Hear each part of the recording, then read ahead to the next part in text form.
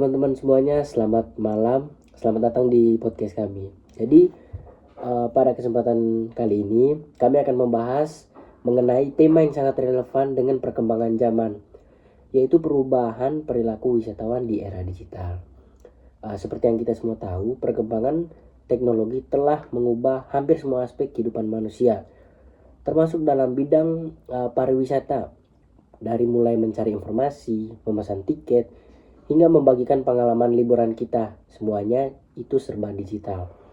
Untuk membahas ini lebih dalam, izinkan kami memperkenalkan diri. Saya Steven dan teman saya Sandri selaku narasumber.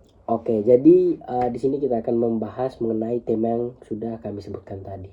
Kabar dari saudara Sandri hari ini bagaimana? Puji Tuhan baik. Kalau Bung Steven? Puji Tuhan juga baik. Jadi semoga diskusi kita hari ini bisa memberikan wawasan baru lagi untuk para pendengar dari podcast ini. Amin. Siap.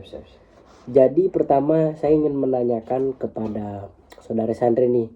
Jadi menurut saudara Sandri nih ya, ini menurut saudara Sandri, apa perubahan yang paling signifikan dalam perilaku wisatawan di era digital? Oke, baik. Kalau menurut saya itu perubahan yang paling terlihat adalah cara wisatawan mencari informasi. Oke. Kalau dulu mengandalkan brosur atau agent travel atau cerita dari keluarga lah. Betul. Terus sekarang hampir semua orang menggunakan internet lah. Mereka mencari menggunakan Google, TikTok, Instagram dan lain-lain lah. Betul. Karena orang sebelum berwisata pasti kita mencari tahu ya. Iya, mencari tahu. Lewat ini. Itu sangat betul sekali. Karena belakangan ini di era teknologi ini yang seperti saudara Sandri kasih tahu tadi, kalau misalnya kita mau kemana nih, pasti kita selalu melihat informasi lah dari tempat wisata melalui online. Betul. Jadi bagaimana dengan motivasi berwisata? Apakah ada perubahan atau bagaimana menurut dari saudara Sandri? Kalau menurut saya itu sangat ada sih. Oke. Jika dulu orang berwisata itu untuk rekreasi atau melepas penat, sekarang banyak yang berwisata untuk membuat konten media sosial. Oke, benar. Tempat yang Instagramable atau viral di TikTok biasanya langsung ramai ya dikunjungi. Oke, kita lanjut ke pertanyaan berikut nih. Jadi, itu bahkan juga kadang orang memilih destinasi bukan karena nilai sejarahnya, tetapi karena tampilannya yang menarik untuk difoto, seperti yang saudara Sandri jelaskan tadi. Sekarang kita akan bahas proses pengambilan keputusan. Jadi, menurut saudara Sandri bagaimana tuh? Kalau menurut saya itu wisatawan sekarang lebih rasional. Oke. Mereka membandingkan harga di beberapa aplikasi sebelum memesan lah. Oke, paham. Jadi selain harga, mereka juga bisa mempertimbangkan fasilitas ya? Iya. Oke. Harga fasilitas. Paham. Apakah ini menjadi tantangan bagi pelaku usaha menurut saudara Sandri? Kalau menurut saya tentu saja sih. Oke. Pelaku usaha harus menjual kualitas pelayanan, karena satu komentar negatif bisa berdampak besar. Betul. Misalnya orang rating kan, misalnya rating 1 lah, itu sangat berdampak sekali bagi para pengunjung yang lain. Pasti pengunjung yang lain ini ratingannya nggak terlalu bagus sekali. Akhirnya mereka benar sekali. Itu sangat berdampak sih. Jadi bagaimana dengan sistem pemesanan di era digital nih menurut saudara Sandri yang serba online lah? Kalau menurut saya itu sekarang semuanya bisa dilakukan secara online sih. Oke. Misalnya kita memesan tiket pesawat menggunakan aplikasi Traveloka atau aplikasi apalah, terus memesan hotel, terus bahkan tiket masuk wisata bisa dibeli lewat aplikasi. Misalnya kan sekarang kan Candi Borobudur sana kan bisa menggunakan aplikasi. Benar.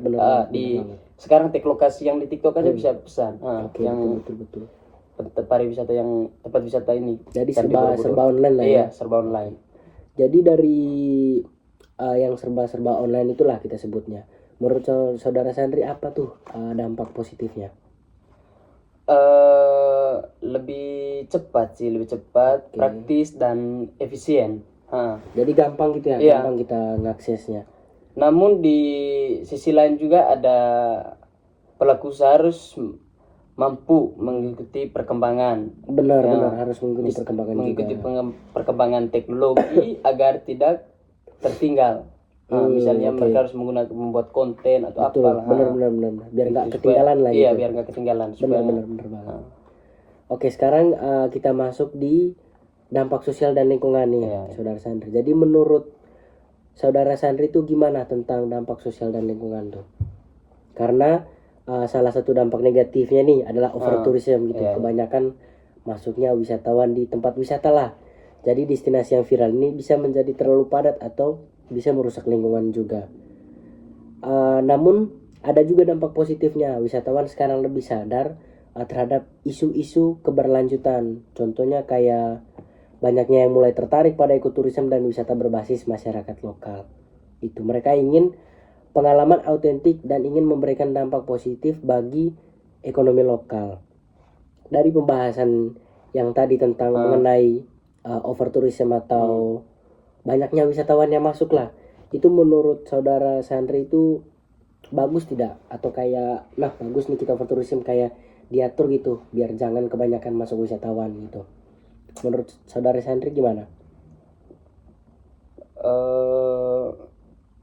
Kalau menurut saya itu sih benar, karena teknologi sekarang kan mencepat akses informasi. Betul. Kalau menurut saya. Terus dan media sosial menjadi faktor sosial yang mempengaruhi keputusan membeli jasa wisata. Gitu. Oke. Namun artinya teknologi dan faktor sosial digital beberapa besar dalam membentuk perilaku wisata modern. Oke, benar. Itu sangat-sangat masuk akal lah dengan dibuatnya kayak overtourism gitu biar enggak kebanyakan dan enggak ngerusak lingkungan. Oke, berikut di sini kita akan dapat kita menyimpulkan lah kalau era digital ini sangat-sangat mengubah lah cara perilaku berwisatawan gitu, kayak dari overtourism tadi dengan adanya teknologi yang maju. Oke, tapi menurut Sandri itu gimana tuh? Dari yang kalau menurut saya sih oke ya overtourism, tapi kalau menurut saudara Sandri gimana? Kalau menurut saya tetap perlu pengelolaan yang baik agar dampak negatif seperti overtourism dapat diminimalkan. Oke, benar. Dapat diminimalkan kalau menurut saya. Terus industri pariwisata harus mampu beradaptasi dengan teknologi sekaligus menjaga keberlanjutan dan nilai budaya lokal. Oke, benar banget. Itu harus menjaga sekali. Jawaban dari narasumber kita ini cukup ini ya. Semoga bisa menjadi pembelajaran dan juga menjadi tambahan ilmu lah untuk para pendengar podcast, termasuk saya juga sebagai host. Jadi saya rasa podcast kami pada malam ini sampai di situ saja. Demikian podcast kami mengenai perubahan perilaku wisatawan di era digital. Saya berterima kasih kepada saudara Sandri karena sudah datang tadi. Terima kasih kepada host yang sudah mengundang. Sama-sama. Kita di sini sama-sama belajar lah ya. Iya. Jadi Tentang pariwisata lah, teknologi ini, tentang perubahan teknologi dari zaman dulu ke sekarang. Benar. Karena yang dari kemarin kan seperti yang era-era sebelum teknologi berkembang lah, kita menggunakan brosur dulu, misalnya menyebarkan brosur, terus menggunakan lewat travel agent. Dan seiringnya berkembang zaman, teknologi juga semakin berkembang. Benar banget. Sekarang menggunakan internet, kita bisa lihat di TikTok, Instagram, lihat di semualah aplikasi sekarang. Kayak serba online lah, kita mesen tiket pesawat bisa dari Traveloka atau dari TikTok lah, kayak link-link gitu. Itu sangat-sangat membantu sih menurut kami berdua ya. Menurut kami berdua itu sangat-sangat saya akui keren. teknologi sekarang semakin canggih. Keren Wah, ya kan? Teknologi sangat Iya, sangat maju. canggih. Jadi kami rasa sampai di sini pembahasan. Semoga kita bisa sama-sama belajar lah ya. Saya Steven sebagai host dan Saya Sandri sebagai narasumber. sekian dan terima kasih. Selamat malam. Sampai jumpa di podcast selanjutnya.